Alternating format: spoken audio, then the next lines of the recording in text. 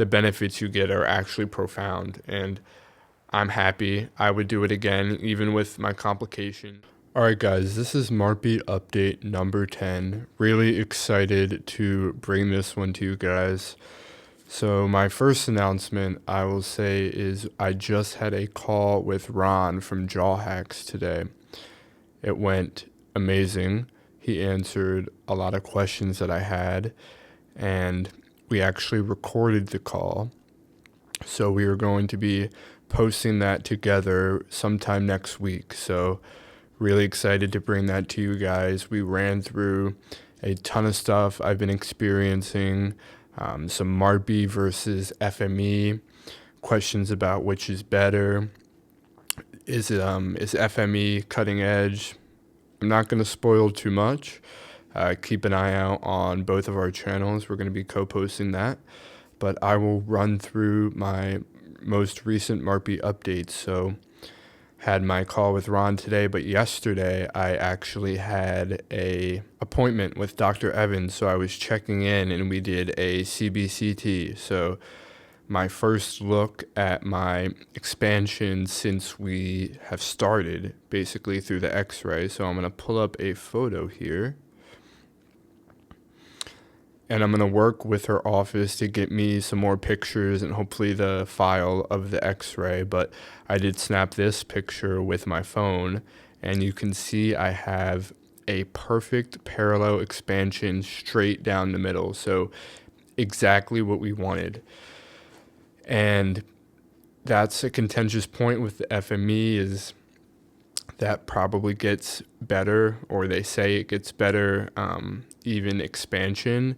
And custom MARPY, it's like, well, is it going to split like this, or is it going to open like a Pac-Man or a reverse Pac-Man? I was lucky enough that mine split perfect. It's insane. I mean, this is exactly what we wanted to see. And I mean, I wish you guys could see the smile on my face yesterday when Dr. Evans pulled up this x-ray. I mean, it was awesome. So we have a perfect split. So far, I have split 2.4 millimeters. So I've done around 30 turns with the custom MARPY tiger screw. So I have the custom MARPY from Partners, and my screw is the tiger screw. So that's the type of appliance and the screw that they're using in my mouth. 30 turns got me around 2.4 millimeters. When I was talking with Ron, spoiler alert, he was guessing when I told him how many turns are on 4 millimeters. So obviously probably some forces are getting absorbed in the sutures, and maybe some, well, I'm not going to say bone drag, but one thing Dr. Evans did note is my top left posterior TAD is starting to show signs of failing. That doesn't mean it's going to fail, but it's something we're keeping an eye on. And the back two TADs are the most likely to fail. It's actually pretty common. We're keeping an eye on that. I hope we don't have to take them out because it looks painful. So that's something we're definitely going to be keeping an eye on. It feels fine. I did notice some pain, which I thought was just food getting stuck up there, and I think some food was probably stuck up there, and keeping it clean helps, but the mouthwash prescription definitely helps when stuff starts feeling weird. So yeah, that's kind of the big news, that TAD failing and this 2.4 or 2.5 millimeter expansion so far. Dr. Evans said we're going to keep turning, so she advised me to keep turning every other day for another 10 turns or until I see her next. So we're going to schedule another appointment in a few weeks. Hopefully we'll be around 4 millimeters at that point, but we'll see. We're going to aim for 4 millimeters, she said. Something we're watching out for, and something I discussed with Ron, is the pterygomaxillary sutures. Forgive me if I'm, again, mispronouncing them or a little off, but I know it was a pterygo, and it's these sutures. I tried to pop up a photo, and I showed them in a previous video. Those are basically, if one breaks before the other, it can exacerbate an asymmetric expansion or lead to a more severe one. So having some pre-existing asymmetry in my case, that was definitely something to keep in mind and something we're watching out for. She said I might feel some pressure up in here as we continue expanding, and that if these sutures break together, I might even feel a pop or a snap. So that's pretty interesting, and looking out for that. I'm hoping everything works out, but I'm taking it slow. I'm taking the turns relatively slow, still following Dr. Evans' orders there. Noticing some neck tension and stuff. I don't know if that's because this has to kind of do with your posture and the way your neck sits in relation to your spinal cord and everything, but I'm definitely noticing some sore neck and shoulder muscles. My breathing keeps improving. Another note, it just keeps getting better and better. I step outside and it feels like I'm a kid again and I can breathe fresh air, and it's kind of insane.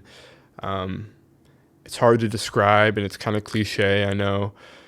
There's videos that are a little bit more professional from some doctors like Dr. Evans and Dr. Manuel, Dr. Lipkin, of patient testimonials, and all their patient testimonials just rave about the breathing effects. But being able to experience that myself as a patient is just amazing, and being able to relay that back to you guys, just giving you my personal experience without any motivation or incentives or anything like that. So I brought up my lower retainer just because the mandible is, I feel like, kind of restricted right now because of this lower retainer I have from my previous orthodontics. The glue bumps are insanely massive, and they gave me a speech problem even before I got the MARPY in. So I just want them gone, but we're going to leave them on for now and take them off when the whole orthodontics start, when the MARPY gets removed. We talked about turning back and forth because I saw that in a previous jaw hacks video, so I brought that up to Dr. Evans. She said she doesn't necessarily agree with that, and that could confuse the cells, so that was interesting to hear. Another thing that I did with Dr. Evans is walk through childhood pictures. So I had my mom send me pictures of me through the years. I basically said, send me pictures from newborn all the way up until current day. So my mom, shout out mom, was nice enough to go through baby books and old photos and send me newborn, 6 months or 1 year or 2 years. So I'm going to pull that up here and comment on exactly what Dr. Evans told me. All right, so here I am as a newborn. Dr. Evans said I had pretty good support down here in the mandible and decent bone structure for a newborn baby. This is me at 1 year, and she did not have a problem with this, even though I thought I might have looked a little bit recessed in the lower mandible. Then we're going to jump to 2 years. She said there was still very good proportional facial development going on here, and she did not see a problem years 1 to 2. What was very interesting is when we jumped to year 3, she noticed that my face started growing vertically, basically indicating a jaw deficiency in the maxilla, and then subsequently resulting in a deficiency in the mandible as well. Because if your maxilla is pushed back and not developing properly, that also hinders the mandible. So we noticed, or she noticed right away, the difference here from 2 years old to 3 years old, and then we're going to go again here to 4 years old, where that continued vertical growth just kept happening. And she pointed out my teeth and my gummy smile here just being dead giveaways that I had a deficiency. So if you're a parent and your child is showing signs and kind of looking like this, and you can kind of compare these photos and decide for yourself.